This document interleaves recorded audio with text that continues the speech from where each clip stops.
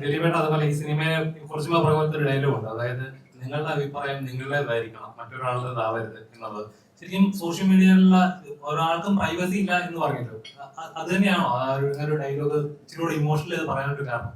അതെ, ഇമോഷണലി ശരിക്കും അത് പ്രിൻസ് എന്ന കഥാപാത്രം സംസാരിച്ചിരിക്കുന്നത്.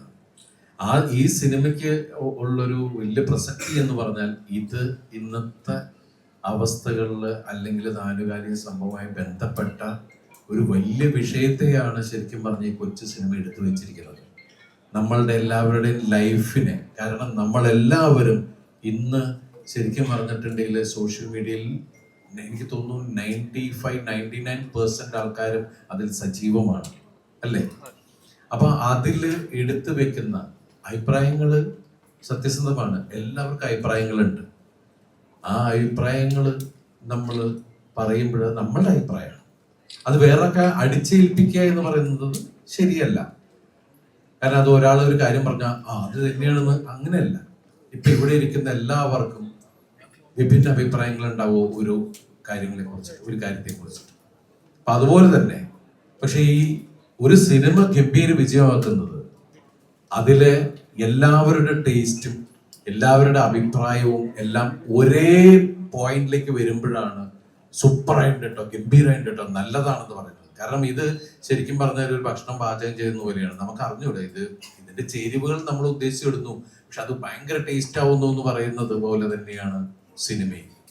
ആ ചേരുവകളുടെ ഫോമുല നമുക്ക് അറിയയില്ല, അത് സംഭവിക്കുന്നതാണ്. അപ്പൊ അതുകൊണ്ട് ആ സിനിമ നല്ലതാണോ ചീത്തയാണോ എന്ന് പറയുന്നത് ഒരാളുടെ വ്യക്തിപരമായ അഭിപ്രായമാണ്. അപ്പൊ അതിനെക്കുറിച്ചാണ് ആ സിനിമ പറയാറ്. പിന്നെ എനിക്ക് എൻ്റെ അഭിപ്രായം പറയാം, ഇക്കയുടെ അഭിപ്രായം പറയാം. പക്ഷെ അത് മറ്റുള്ള ആൾക്കാരുടെ ലൈഫിനെ ബാധിക്കുന്ന രീതിയിൽ ആവരുത് എന്നുള്ള ഒരു ഓർമ്മപ്പെടുത്തലാണ്. സത്യം പറഞ്ഞ ഉർവശി ചേച്ചി ഇതില് ഒരു ക്യാമിയ റോളാ ചെയ്തിരിക്കുന്നത്. പക്ഷെ ആ ക്യാരക്ടറിന്റെ അത് പറയുന്നതിന്റെ പ്രസക്തി നമ്മുടെ ലൈഫില് വളരെ എല്ലാവർക്കും തോന്നിയിട്ടുള്ള കാര്യം തന്നെയാണ്. അതുകൊണ്ട് തന്നെയാണ് അത് തിയേറ്ററിൽ അത്രയും കയ്യടി ഉണ്ടാക്കുന്നത്.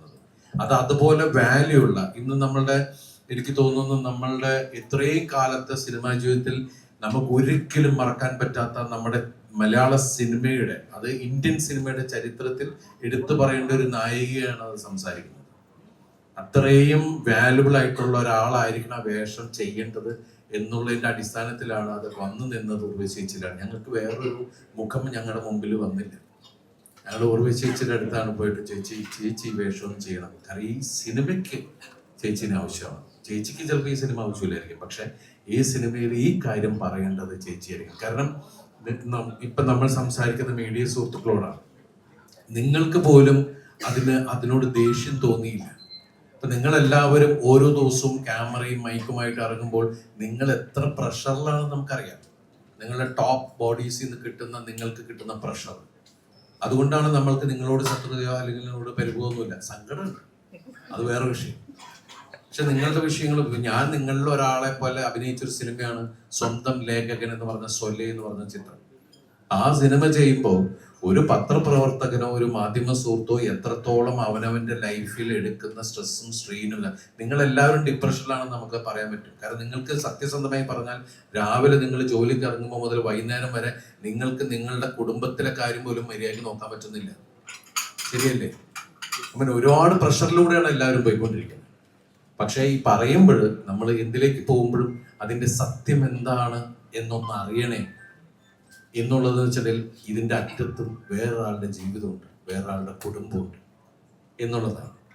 അപ്പൊ അതിനെ അടിസ്ഥാനമാക്കിയാ പറയണത് അഭിപ്രായങ്ങൾ പറയാം, അതും നമ്മളുടേത് മാത്രമായിരിക്കണം എന്ന് പറയണത്. അതുകൊണ്ടാണ് അത് ഈ സിനിമയിലൂടെ നമുക്ക് പറയാൻ പറ്റില്ല. നമ്മളിപ്പോൾ ഇതൊരു അല്ലാത്ത രീതിയിൽ സംസാരിക്കുമ്പോൾ ഇത് വ്യക്തിപരമായിട്ടുള്ള ഒരു, പിന്നെ അതിന്റെ ടാർഗറ്റ് ആവും, അതിന്റെ പ്രശ്നങ്ങളാവും.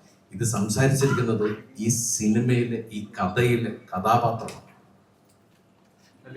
ഇപ്പൊ അതുപോലെ തന്നെ വന്ന റിവ്യൂസിന്റെ കുറച്ചും പറയാറുണ്ട് അശ്വന്ത് ഗോപിന്റെ. അത് അദ്ദേഹം പറഞ്ഞിട്ടുള്ള റിവ്യൂസ് വെച്ചിട്ട് ദിലീപേട്ടന്റെ എല്ലാ പടങ്ങളിലും ഭയങ്കര നെഗറ്റീവ് ആയിട്ടാണ് പറയുന്നത്. അത് ദിലീപേട്ടനെ ടാർഗറ്റ് ചെയ്യുന്നുണ്ടോ, സിനിമയുടെ ഇതാണ് എപ്പോഴും തോന്നിയിട്ടുള്ളത്? അല്ല, പറഞ്ഞല്ലോ നേരത്തെ, അഭിപ്രായങ്ങൾ പറയാം, അത് വ്യക്തിപരമായിരിക്കും.